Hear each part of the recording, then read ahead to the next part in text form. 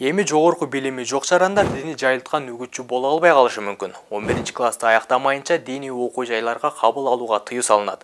Мындай өзгөртүүлөр киргизилген мыйзам долбоорун Кыргызстандын дин иштери боюнча мамлекеттик комиссиясы демилгеледи. Ал 37 беренеден турат. Долбоор 29 августта коомдук талкууга коюлган.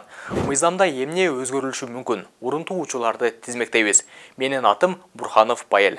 Мыйзам долбоордо дини негизде саясий партияларды түзүүгө, партиянын аталышында жана үгүт иштеринде дини темаларды колдонууга тыюу салуу сунушталган. Демилгеленген мыйзам боюнча дини кызматкерлерге депутаттыкка талапкерлигин коюуга, шайлоо алдында үгүт иш-чараларында катышууга жана шайлоо фондун каржылоого болбойт. Талашка түшкөн дини үгүт же дават маселеси боюнча эмне сунушталган? Долбоордо дини үгүт жүргүзгүсү келгендерди атайын каттоодон өткөрүү, жогорку жана атайын дини билими бар адамдарга гана үгүт кылуу мүмкүндүк берүү сунушталып жатат. Үгүтчүлөр бир катталганда 1 жылдан ашпаган мөөнөткө гана дини аракеттерди жүргүзө алат.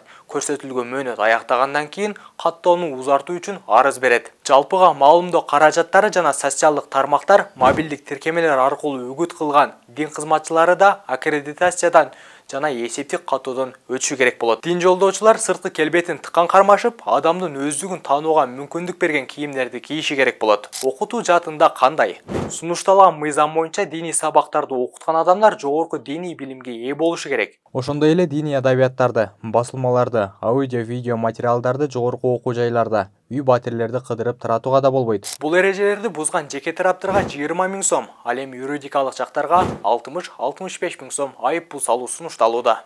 Дини окуу жайларга мектепти толук аяктаган жана аттестаты бар жарандар гана кабыл алынат. Мамлекеттик органдардын, куралдуу күчтөрдүн, аскердик түзүлүштөрдүн, сот жана укук коргоо органдардын, ооруканалардын имараттарында үгүт жана агартуу иштерин жүргүзүүгө жол берилбейт. Аскер кызматчылары өзүнүн кызматтык абалынан пайдаланып, дини мамилени пропагандаласа болбойт. Өзгөртүүлөргө сиздин оюңуз кандай? Пикир калтырыңыз.